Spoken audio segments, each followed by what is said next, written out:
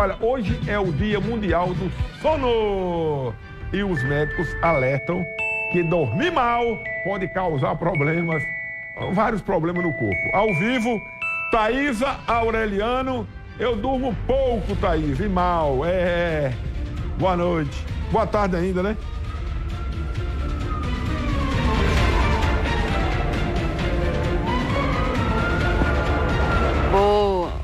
Boa tarde ainda, Vinícius, a você e a todos. Infelizmente, Vinícius, se você dorme mal, eu estava conversando aqui antes com um especialista, infelizmente pode realmente desenvolver uma série de doenças e não são poucas, viu? A lista é extensa. Eu converso com o Dr. Alexandre Araruna, ele que é pneumologista, e hoje, numa data tão especial, a gente quer alertar vocês que não dormem bem para passar, organizar esse sono é fundamental, não é isso? Boa tarde.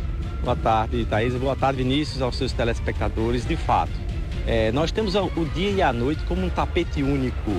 O que eu faço de dia interfere na noite, o que eu faço na noite interfere no dia.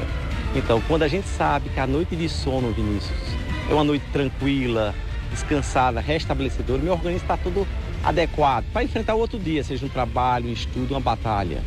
Mas quando eu durmo mal, e aí tem várias doenças, a apneia, a insônia, entre outras diversas, eu vou ter certeza que naquela noite de sono, meu organismo vai acordar descansado. E não acordando descansado, eu acordo às vezes ansioso, chateado, mal-humorado, irritadiço, isso de forma aguda, fadigado. E às vezes com sono durante o dia. Ou seja, é um preço muito alto que eu pago no meu dia de trabalho, do que eu for, em uma noite não tenho sido adequada para um restabelecimento completo. Quem trabalha à noite, o que é que pode desencadear de doenças ao longo dos anos, né, tendo essa rotina diferente da maioria da sociedade?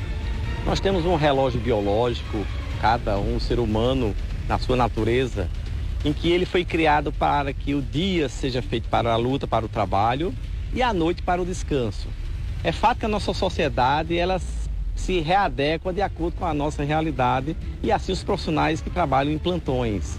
Então, para estes, de fato, dormir à noite e tentar adormecer e compensar no outro dia nunca vai ser igual. Claro que vão existir formas, é uma natureza que a gente precisa enfrentar e uma realidade profissional para alguns, na verdade, para alguns dos nossos que são plantonistas nas diversas profissões. E quem dorme pouco é diferente de quem dorme mal, não é isso? Mas qual é o ideal e quantas horas por noite a gente deveria dormir? Olha, se a gente vai falar em criancinha, pequenininha, as mães, as avós, os pais vão lembrar muito bem disso, Thaís, a gente vai saber que aquelas criancinhas dormem até 16, 17, 18 horas por dia, né? E a gente vai amadurecendo, as crianças vão virando adolescentes, aí já vão regulando por volta de seus 9, 10, 11 horas, vai diminuindo. E um adulto normal, usual, deve dormir por volta de 7 a 9 horas. Vamos lembrar que a quantidade não significa qualidade, porque frequentemente as pessoas podem dormir suas 7, 6, 8, 9 horas e mesmo assim no outro dia acordar incomodado, como se tivesse aparentemente não descansado. Aí onde é que está a medicina do sono? Aí onde é que está que a gente está tentando divulgar nessa Semana do Sono, uma questão mundial, nacional e aqui em João Pessoa também, em que a importância da qualidade de se dormir bem, para que não só sejam vistas as horas, mas a qualidade. E daí garantir uma saúde, porque a gente está associando que dormir bem significa ter saúde. Você que dorme mal, que tem uma noite perturbada por alguma razão específica de doenças, saibamos que possamos desenvolver diabetes, doenças conhecidas, Thaisa. A diabetes, a pressão, a arritmia, o infarto, o derrame, além da depressão, da insônia, que representa, entre outras, a ansiedade. Ou seja, várias doenças vão estar associadas por noites prejudicadas de sono, não uma única noite, claro, mas noites seguidas sem dormir bem, e daí as doenças começam a aflorar, porque a gente perdeu uma noite de restauradora. Lá do estúdio, o apresentador Vinícius Henriques tem uma pergunta. Ele já revelou que dorme pouco. Vinícius, qual é o seu questionamento? Eu quero perguntar ao doutor Arana, primeiro parabenizá-lo. Doutor, o sono do meu dia, a chamada sexta, né? Sexta, né? É verdade, 1 ou 2 horas modifica para melhor o dia da pessoa ou isso é mito?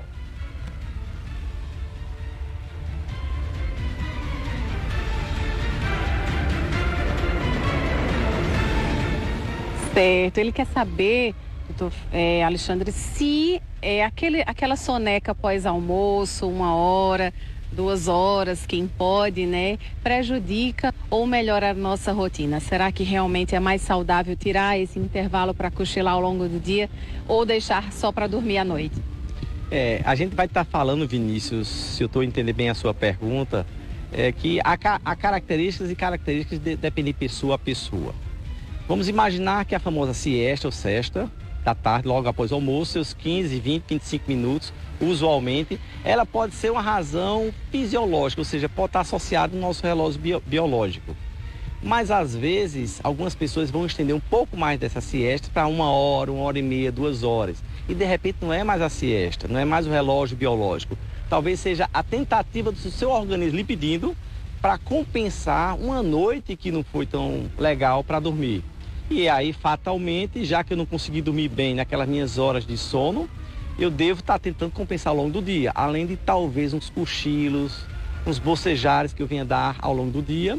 E essa sua 1 ou 2 horas de sono da tarde pode ser, sim, um sinal de que aquela noite anterior ou aquelas noites anteriores não estão sendo saudáveis. Entendendo-se aqui, vamos abrir essa informação, que a gente está dormindo aquelas horas que nosso organismo precisa. Porque imagine que alguém precise dormir, digamos, biologicamente, pelo relógio biológico, 6 horas. E essa pessoa durma 4 horas a semana todinha. Vamos concordar que quando chegar no sábado, ele está morto. Ele está endividado 2 horas em média por dia. E ao sábado ele vai dormir, em vez de 4 horas, vai dormir 8, 9 horas.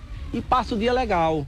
Então essa pessoa acaba de nos informar que ela não tem talvez qualquer doença do sono, mas ela está dormindo menos do que seu organismo está precisando. E essa dívida vai ser paga.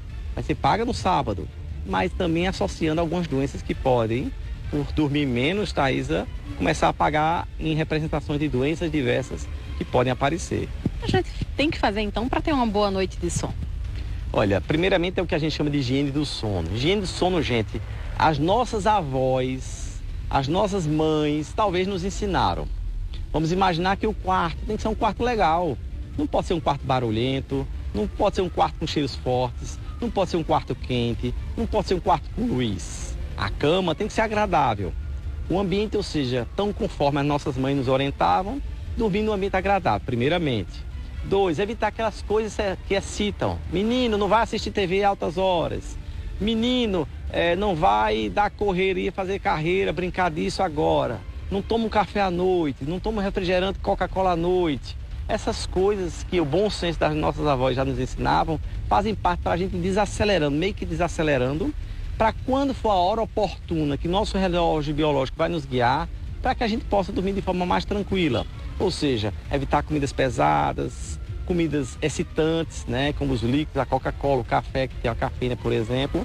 Né? Evitar, em especial nessa nossa atual fase, Vinícius, o uso de celular. Você quer manter uma pessoa à noite toda acordada, dê a ele um celular, você tem certeza, ele vai ficar toda a noite insônia. Ou seja, então, quando a gente quer dormir e usa o celular, eu estou me dizendo aos outros, eu não vou dormir. Então, celular, programas agressivos que instigam a ansiedade, o pavor, o temor. Também vem aí aqueles vários elementos que a gente pode se excitar. Se buscarmos fazer o inverso, por exemplo, um chá ao invés da Coca-Cola, um livro, uma leitura tranquila ao invés da luz azul, que a gente vai denominar para as várias formas de telas que possam existir.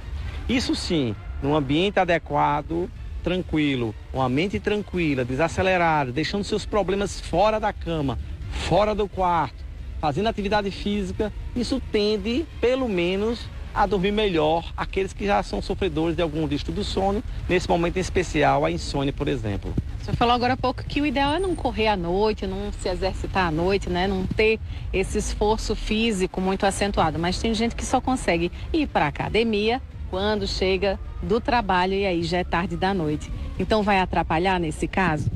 Para a maioria das pessoas, Thaís, a gente sempre orienta que elas devem evitar as atividades físicas à noite. Isso é a regra. Mas existem pessoas, e eu vou me dar como exemplo, que eu não tenho um prejuízo quando eu faço atividade física à noite.